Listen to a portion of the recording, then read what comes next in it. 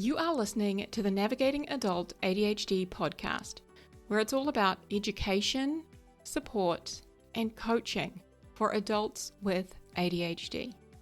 I'm your host, Zena, a late diagnosed ADHDer, here to help you unpack the challenges, frustrations, and the positive side of living with ADHD. With my no BS approach, I'll help you to better understand your unique ADHD brain and how you can work with it to feel better, increase your self-confidence, improve your relationships, and ultimately achieve your goals. Hello, my beautiful friend. Welcome back to Navigating Adult ADHD. How you doing? How are you today? I wish that I could actually hear from you. I am doing good. I'm feeling really good, super regulated, and making a lot of progress with something I'm going to tell you about actually, because I'm so excited. So excited. I have been working behind the scenes on something called ADHD Home, which is going to be opening soon. So this is your brand new home for all things ADHD. All right. It is coaching, courses, and community. And it's all designed to help you work with your ADHD brain, not against it. So if you were to picture the Netflix of ADHD, right? But from the comfort of your own home, it's a cozy, supportive, safe place to understand your ADHD and normalize so many of the things that come with having ADHD, right? And alongside that is a supportive community, right? Other ADHDers who ultimately have got your back. So if you are ready to work with your ADHD brain, then ADHD Home is for you, my friend. This is my monthly coaching membership that's going to guide you step by step through how to make your ADHD and your ADHD brain work for you. Again, it's coaching, courses, community, all designed to help you feel better, to get shit done and achieve your goals so that you too can create the life that you deserve. I am so passionate about this and I'm so excited for the doors to open. So if you want to be the one of the first to hear and get all the juicy details, and also so you don't miss out on ridiculous opening special, make sure you head over to zenajones.com/waitlist. Waitlist, okay? I'm trying to say that. It's so hard to say. zenajones.com/waitlist. I think I said it right. I'll link it in the show notes because God knows what I just said, okay? But I can't wait for the doors to open. And I hope that I get to see you in there and actually ask you, how are you? Right? That would be very cool. All right, my friends. Today we are talking about procrastination. Can you relate? Is this something that you know a little thing or two about? I sure do. I still remember in my final year of high school, right, when we were let out for exam study. So we got let out, I think, in November, early November, and exams happened throughout November and into December. So you kind of got roughly a month to sort of study and go through your exams, right? And of course, what did I do? I literally only broke out my books the day before the exam. Of course, I completely avoided my biology exam. I didn't even go to biology. I just decided I'm guaranteed to fail that class, so it's a waste of my time. I'm just not even going to go.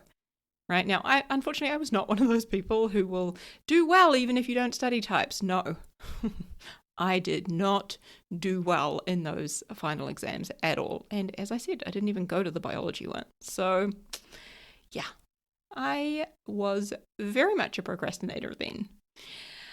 If I had $1 for the amount of times that I would set my alarm throughout my entire life, right? The amount of times I would set my alarm with the intention of getting up early to either go for a run or go to the gym or do some physical activity, right? Only to either reset the alarm during the night or to actually just hit snooze or turn it off completely, right? And usually I would justify it by saying, I'm going to go after work, or I'm going to start again tomorrow, or, I just need the sleep today. I would always have have some reason. But if I had $1 for every time I procrastinated some form of exercise, my friends, I'd probably be pretty damn rich. Just today, I got to tell you, I was like waiting for inspiration to find me magically. And I caught myself scrolling on Instagram instead of recording this very podcast. Isn't that funny? So, timely, isn't it, right? Procrastination, what is it? Well, procrastination is knowing what you ought to be doing and just not doing it. And sometimes it's knowing what you need to get done and just not being able to make yourself do it, right? Ultimately, it is the gap between intention, what we intend to do, and our actions, right? Our intentions are not matching our actions, okay? And that might look like you finding yourself watching another episode, right? Just one more episode when you said you were going to go and work on your assignment. Or you avoid doing laundry until it's the last pair of clean underwear, and even then you probably consider buying a new pack of undies, right? Or while kind of waiting for motivation, we will perhaps eat or binge watch or scroll through social media and sometimes even engage in what I like to call productive procrastination, right? And this is where we will do anything and everything other than that thing that we need to do.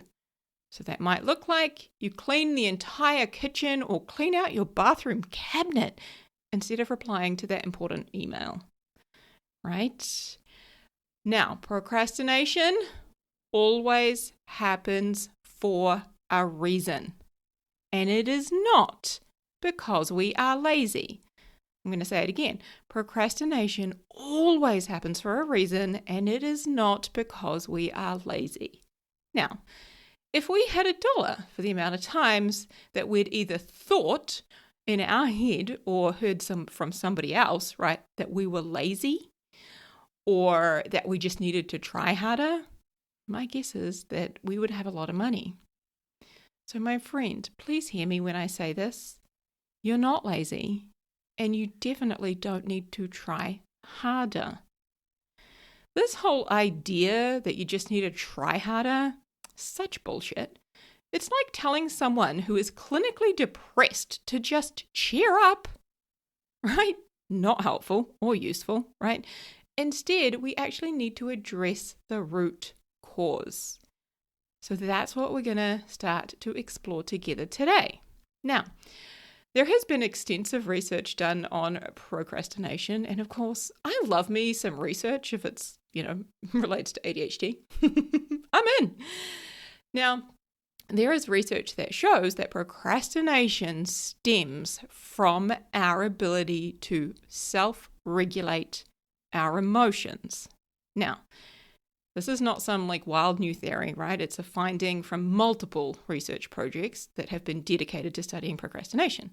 Now, as people with ADHD, we already know that when it comes to one of our executive functions, which is called emotional regulation, or rather dysregulation, we have difficulty with that, okay? Regulating emotions is something that ADHDers can really struggle with. So it is often what I will say is it is one of the main or kind of most impactful symptoms of ADHD is the emotional dysregulation element. Okay. So at its core, self-regulation, what that means is the ability to control our own thoughts, our own emotions, and our own actions. Okay. Now, in order to best support ourselves when it comes to reducing our procrastination, what I'm going to do in this episode is I'm going to share with you the 5 reasons why adults with ADHD procrastinate. Now, this is really important because in order to reduce or eliminate the procrastination, we need to know where it's stemming from. Okay, and that's going to help us to be able to address the need, what it is that we need, right? So as we know here, as I've just explained, the overarching theme, if you were to picture like an umbrella, right? The overarching theme is emotional regulation, but that's a pretty big term and it means a lot of things and shows up in a lot of ways. So what I'm going to do is break it into 5 categories that come under that umbrella, all right, so that we can clearly identify it. Okay, so let's do that together. Number 1 is, these are not in order. I'm just going to put that out there, right? I was about to say the number 1 reason why. I'm like, no, don't say that. That's not what I want to say. One of the 5 reasons why we procrastinate is because we are not meeting our own basic self-care needs, all right? Now, remember when I said that procrastination always happens for a reason? Well, sometimes that reason is that you're watching back-to-back episodes of Prison Break because you need rest and downtime, right? And that's your brain and your body's way of kind of forcing you to slow down and take a break, right? Or perhaps you find yourself binging on cookies at 2 p.m. in the afternoon, and that could be because you actually forgot to eat. And now you're eating the only thing you can find that does not require preparation time, right? Rest and time spent doing things that bring us joy, sleep, eating regular meals, getting enough water, moving our bodies, sunlight, and stress reduction activities.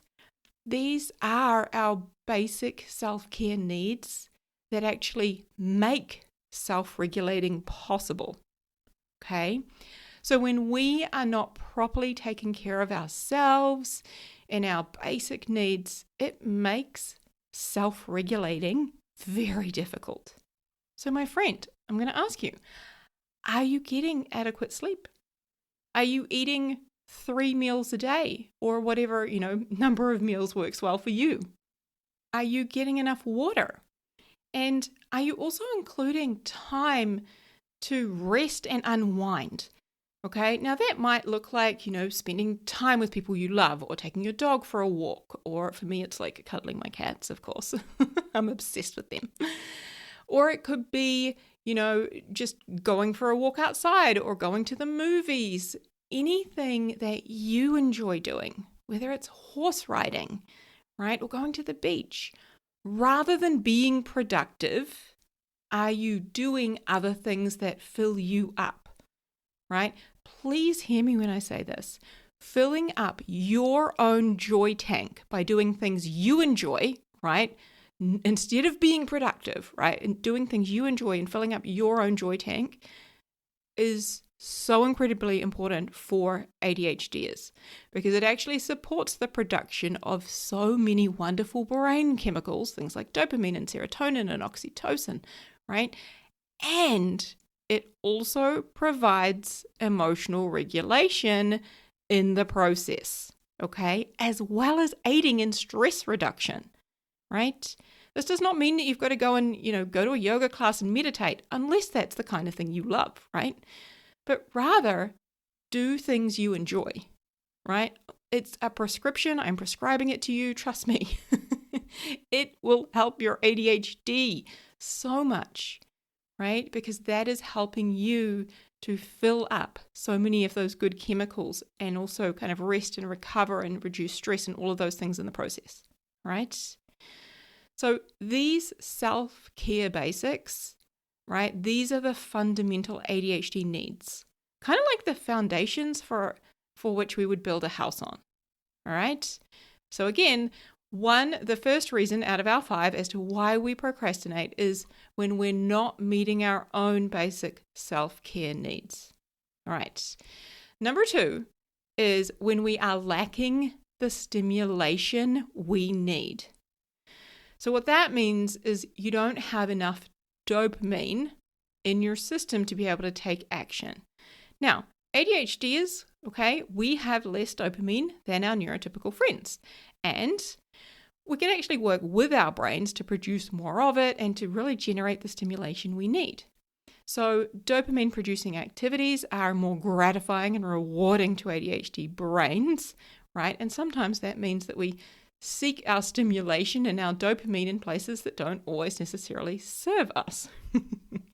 And when we're lacking the stimulation that we need, it often presents as dopamine-seeking behavior rather than going and doing the thing that we need or want to be doing, right? So maybe that could look like scrolling on social media instead of washing the dishes, or drinking alcohol instead of going to the gym, right?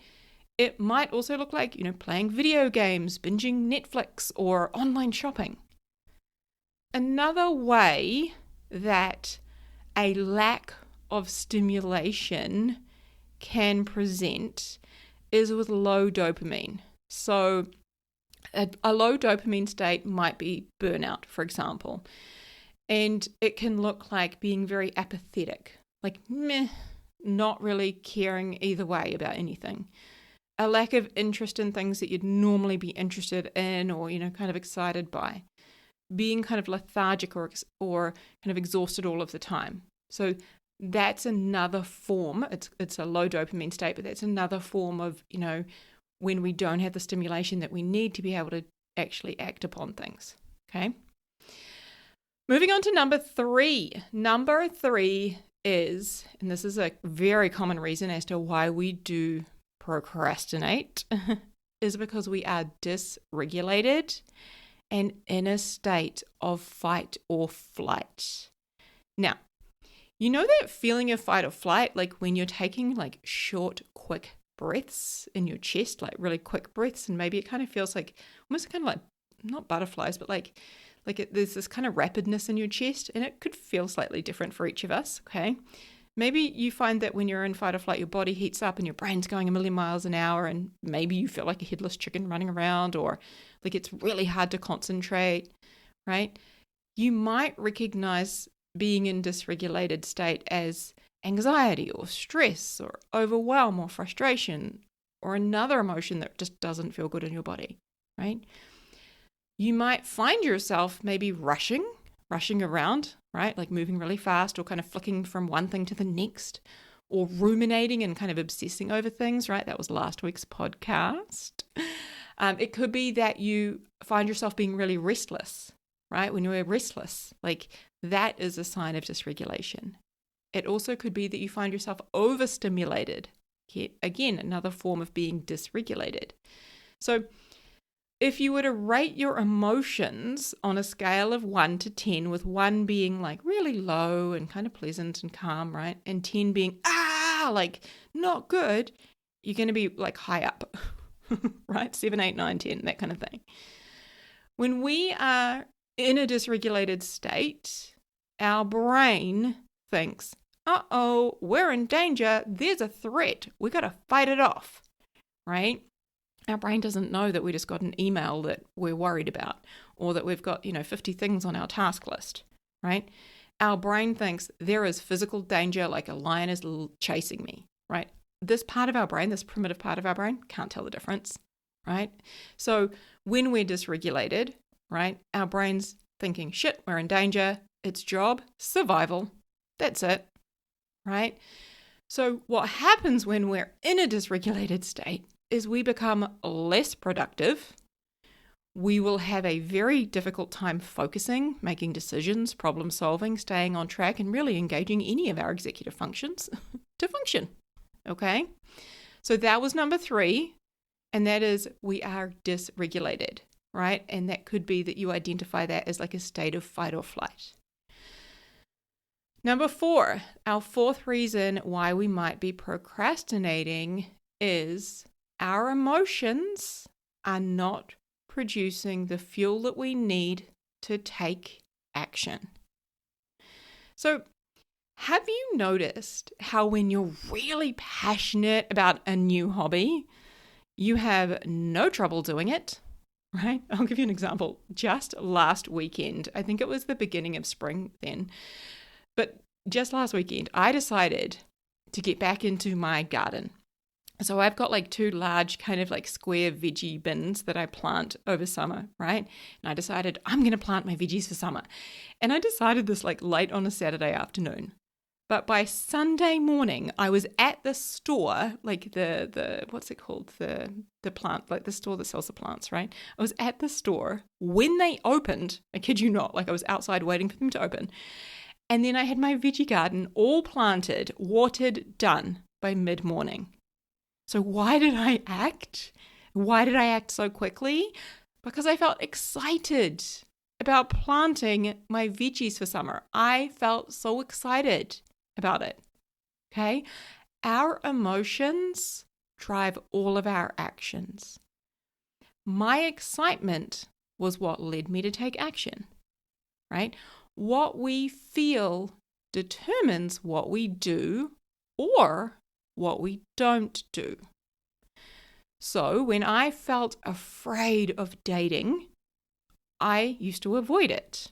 I would do other things instead, lots of other things, even travel the world instead of dating, right? When I felt confused about how to create a presentation on ADHD for a corporate workplace, what did I do? I avoided doing it and did other stuff instead. Again, our emotions drive all of our actions, right? They're like the fuel that we have in our bodies. In order for me to date, even though I was afraid, I needed to be willing to feel courageous, right? That was the fuel. Courage was the fuel that led me to start dating, right? It was the emotion that led me to actually take action. Okay, so number 4 is that the emotions we have are not producing the fuel we need to take action. Remember, our emotions drive all of our actions. And that includes when we don't act and we procrastinate instead. And number 5, okay, the 5th reason why we procrastinate is because we are not willing to feel uncomfortable emotions. Sometimes, in order to act, we must be willing to feel the failure that we could have. We must be willing to feel judgment that we could experience, or dread, or boredom. Okay? I'll go back to the example I just gave of dating, right? Yes, I was afraid of dating, but what was I actually afraid of? I was afraid of being rejected. I was afraid of feeling like a failure, or feeling rejected by somebody else. The idea that that could happen, that I could feel that failure or that rejection, was so painful and scary to me. So rather than be willing to feel any of that, I just didn't do it for 10 years or more. It was more. It's more than 10 years, right? So if we are not willing to be criticized, right, you may... let me think of an example. If you're not willing to be criticized, you may procrastinate writing your book, or you might procrastinate finalizing it to put it out into the world, right? And therefore, the world might just miss out on your work and your art and your beautiful creativity, right? If you are afraid of being rejected, you might never ask your boss for a raise, or you might not apply for that promotion or that position that you would just love to have. Another one that I used to have all of the time was dread. So I would wake up in the morning and I would dread going to the gym, or I would dread getting up to go for a walk. So what did I do? I would either hit snooze or just reset the alarm. For ages, right? I would procrastinate it, avoid it, just not do it, until one day I just decided to feel the dread and do it anyway. That was literally life-changing, right? Now, today, when my alarm goes off at 6 a.m., I almost never feel dread anymore when I get up and exercise. To me, my friends, that is wild. It is. When we don't know how to safely feel uncomfortable emotions, okay, and I'm going to say that again, when we don't know how to safely feel our uncomfortable emotions, it can and will lead us to procrastinate things, even things that we really want for our lives, right? Like being in a relationship with somebody else, starting our own business, writing our own book, moving countries, whatever it is. When we don't know how to safely feel those big, scary, uncomfortable emotions, it can literally lead us to procrastinate our lives, right? Every time, I kid you not, right? Every time I push publish on a podcast, right? This one right now that you're listening to, every time I put one out and I publish it, I know there is a risk that I could be criticized for what I've said, or that I could be judged for how I've said it or how I choose to do it. And I still do it.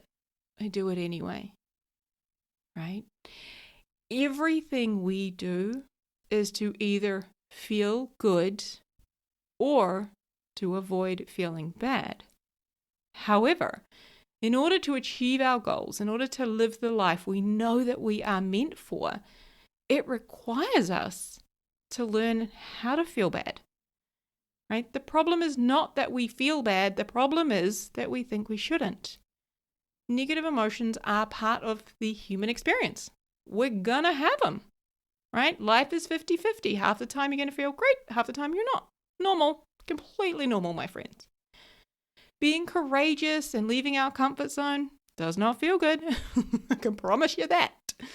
Right? Choosing to get up and go to the gym when you'd much rather stay in bed, doesn't feel great. Being determined and working on your assignment rather than watching another episode of Netflix, doesn't feel good in the moment. Right? Again, my friends, learning to feel bad is a skill, a very powerful one.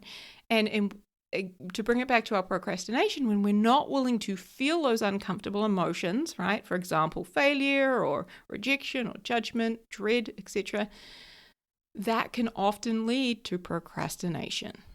So that is our fifth reason. So, which of these 5 reasons speaks to you the most? And maybe it's a combination of them. Number 1 is when we are not meeting our own basic self-care needs. Okay, again, things like sleep or, getting enough food and water and making sure that we're getting enough rest and enough joy in our lives. Number 2 is we're lacking that stimulation we need.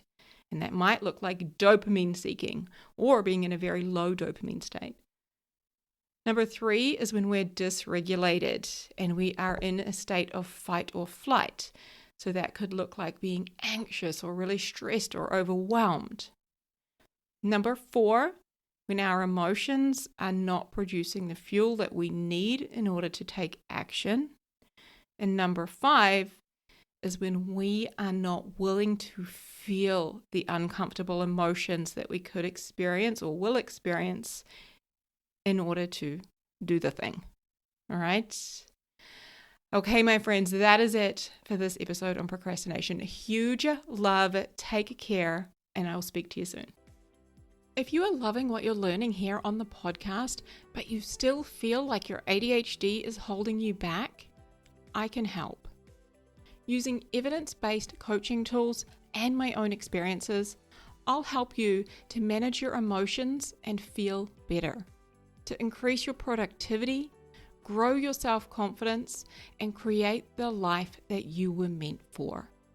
Visit zenajones.com/thrive and schedule an ADHD support session to get started.